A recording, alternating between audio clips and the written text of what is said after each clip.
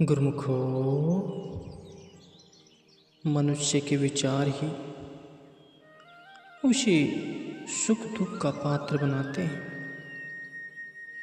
विचारों से ही सुख दुख का अनुभव किया जाता है। एक समय की बात है, एक सेठ एक महात्मा जी के सत्संग में जाता था। जब भी महात्मा जी उसके भले के लिए उसे कोई धन की सेवा के लिए कहते तो वह टाल देता था। लाखों रुपए पास होते हुए भी उसने कभी एक पाई भी सत्कार्य के लिए खर्च नहीं की। महात्मा जी के गुरु हरिद्वार में रहते थे। महात्मा जी के बार बार कहने पे भी वह कभी उनके दर्शन करने हरिद्वार नहीं गया।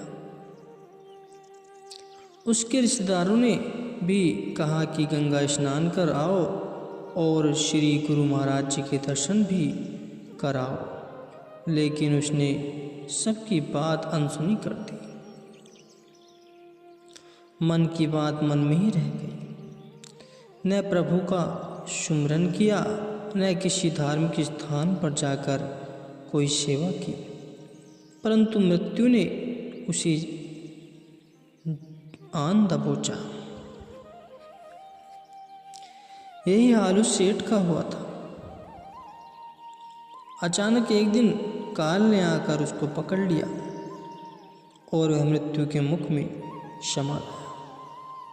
उसके रिश्तेदारों और बेटों ने सलाह की कि जीते जी तो यह हरिद्वार नहीं गया, अभी इसके मृतक शरीर को ही गंगा में प्रवाह कर दिया जाए। ऐसा सोचकर हरिद्वार की ओर रवाना हुए। जब लक्ष्य पहुंचे तो रात को थोड़ा विश्राम करने के लिए वहां रुके। वे सेठ के शरीर को एक खाली कोठरी में रखकर स्वयं सत्संग और गंगा स्नान की महिमा गाने लगे। दैव योग से उस कोठरी में एक कोढ़ी सोया हुआ था। उसने उनकी बातें सुनी। उसके मन में विचार आया कि यहाँ मरने की अपेक्षा क्यों न मैं हरिद्वार जाकर मरूं। पर वह यह सोचकर उदास हो गया कि उसे इस अवस्था में हरिद्वार कौन ले जाएगा। उसने एक युक्ति सोची। धीरे धीरे सेठ के शरीर से कपड़ा उतारकर उसके शव को वहीं जमीन पर रखकर वह स्वयं खाट पर लेट गया।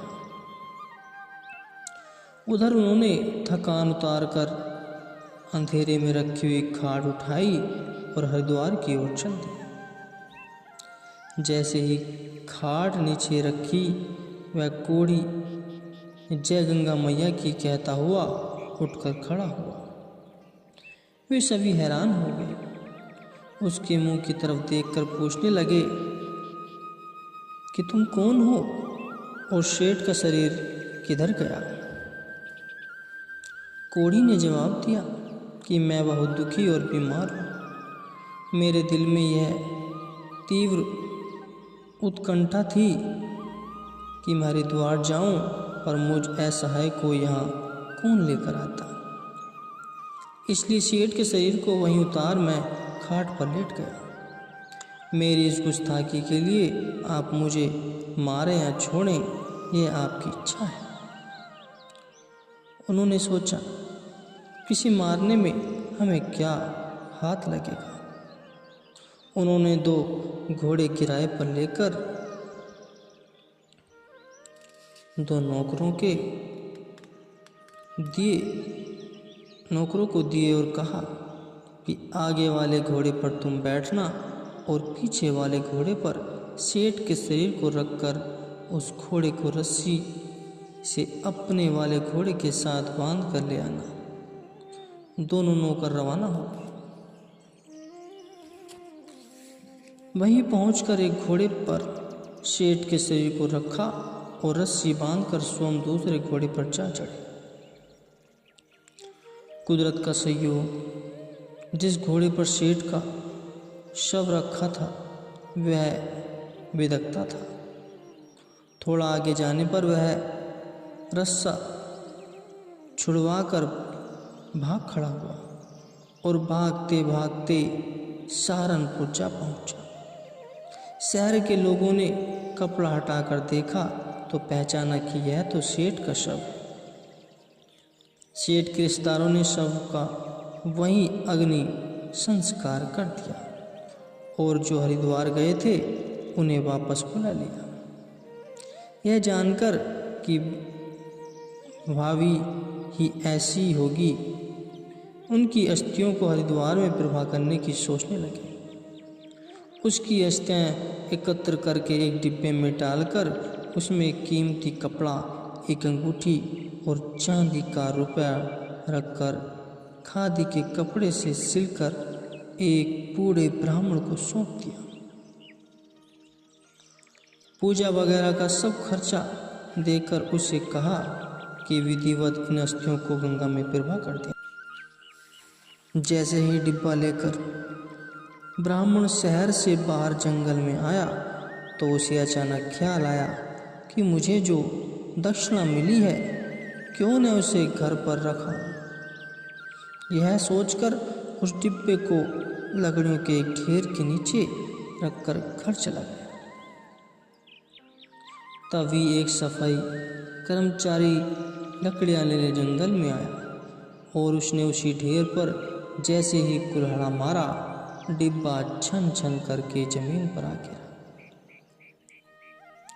उसने डिब्बा खोला और उसमें से कपड़ा, अंगूठी व चांदी का रुपया निकाल लिया। उन अस्थियों को वहीं गिराकर डिब्बा भी घर ले गया। ब्राह्मण घर से वापस आया तो वहां डिब्बा न पाकर सोच में पड़ गया। उसने विचार किया कि यदि वह जाकर सच्चाई प्रकट करता है तो अवश्य ही उसे उनके क्रोध का सामना करना पड़ेगा। इसलिए उसने जानकर झूठ ही कह दिया कि वह अस्थियां प्रवाह कर दी। अभी 2 दिन ही बीते थे कि सफाई कर्मचारी उस कपड़े की कमीज सिलवाकर उसी सेठ के घर पहनकर सफाई करने के लिए चला गया। सेठ की बहू ने देखते ही कहा कि यह तो हमारा ही कपड़ा है। कर्मचारी ने सब सच बता दिया कि कैसे यह कपड़ा व अन्य चीज़ें उसे जंगल से मिली। उससे सब वृत्तांत सुनकर उन्होंने उस बूढ़े ब्राह्मण को बुलाया और उसे झूठ बोलने के लिए डांटने फटकारने लगे। तब ब्राह्मण ने कहा कि आप सोचो, जो 10 जवानों से भी हरिद्वार न पहुंच पाया वह एक मेरे बूढ़े ब्राह्मण द्वारा कैसे पहुंच सकता था।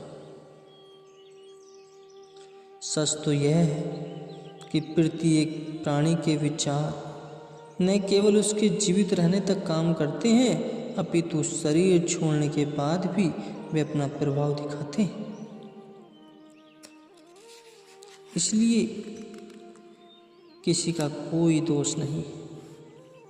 यह सब अपने विचारों की दृढ़ता का ही परिणाम है।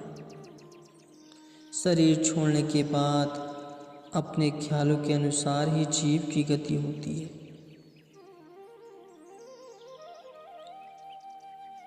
जो अंत समय धन में सुर्ती फंसा लेता है उसे बार बार सर्प योनि में जन्म लेना पड़ता है। उस ब्राह्मण ने कहा कि जहाँ उस सेठ का धन दबा पड़ा है उसकी आत्मा ने सर्प बनकर वहीं वास किया होगा। यह सुन सेठ के बेटे ने वहाँ जाकर देखा तो सचमुच ही एक फनीसर सांप वहाँ बैठकर फुंकार रहा था। उसे मारकर बेटों ने उस धन को सफल करने की सोची, लेकिन माया के विषैले प्रभाव को अमृतमयी बनाना सरल कार्य नहीं। यह सामर्थ्य तो सत्पुरुषों के पास ही होता है, जो माया को भक्ति रूप बनाकर दुखदाई से सुखदाई बना देते हैं। सेठ के बेटों ने अपने मन के ख्यालों से उस धनराशि से एक धर्मशाला बनवाई। जैसे ही सेठ का कमाया हुआ धन धर्मशाला में लगा तो उसकी आत्मा ने प्रेत योनि में जाकर उसमें वास कर लिया। पुनः वर्णन करते हैं। अंत समय उसकी सुरती अपने घर की ओर चली जाती है तो उसे प्रेत योनि में जन्म लेना पड़ता है। जो भी मुसाफिर उस धर्मशाला में आकर रहता उसे वह प्रेत बहुत तंग करता।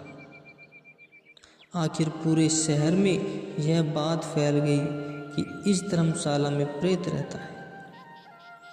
प्रेत के डर से कोई भी आदमी उस धर्मशाला में नहीं टिकता था।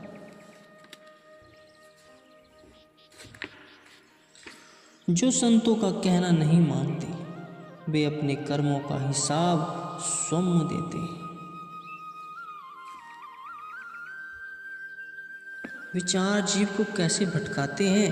जीते जी जो अपने अंदर जैसा ख्याल सुदृढ़ कर लेता है उसका परिणाम उसे शरीर रहने तक ही नहीं अपितु मृत्यु उपरांत भी भुगतना पड़ता है। यह सब अज्ञानतावश बुद्धि की मैल के कारण है। इसलिए इंसान को विचार करना चाहिए कि अज्ञानता का यह अंधकार कैसे दूर हो।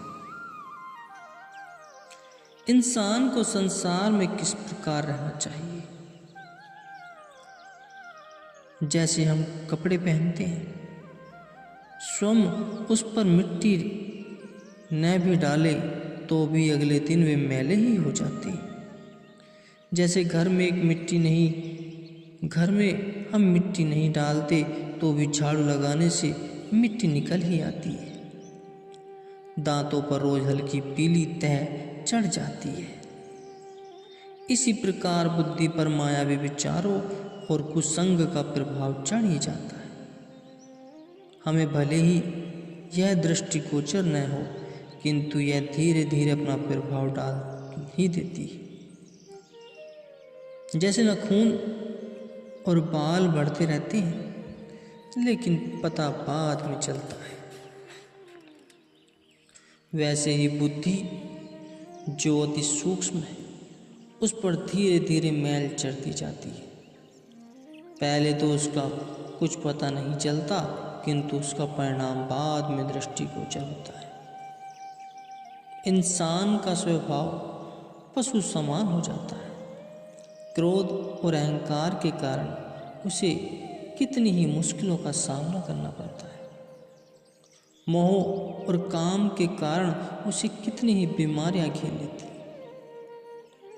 लोभ आदि विचारों के कारण मित्र भी शत्रु बन जाते हैं। विचार इतने ही दूषित हो जाते हैं कि कभी कभी वह अपनी अनमोल जिंदगी को स्वयं ही समाप्त कर देना चाहता है। अब प्रश्न यह उठता है कि ऐसे दुख से स्वयं को कैसे बचाए और अपने मलिन विचारों को दंग कर किस प्रकार अंतःकरण को उज्ज्वल एवं शुद्ध बनाए। सद्गुरु के नाम की रोशनी में सफर करने से जीव के मन की सब कलुषिकता धुल जाती है। जीवन प्रकाश में बन जाता है। जब जीवन में ज्ञान का प्रकाश हो जाता है तो जीव के विचार स्वतः ही सही हो जाते हैं। वह स्वयं भी सुखी हो जाता है और जो उसके संग में आते हैं वे भी दुखों से छुटकारा पाकर सुखी हो जाते हैं।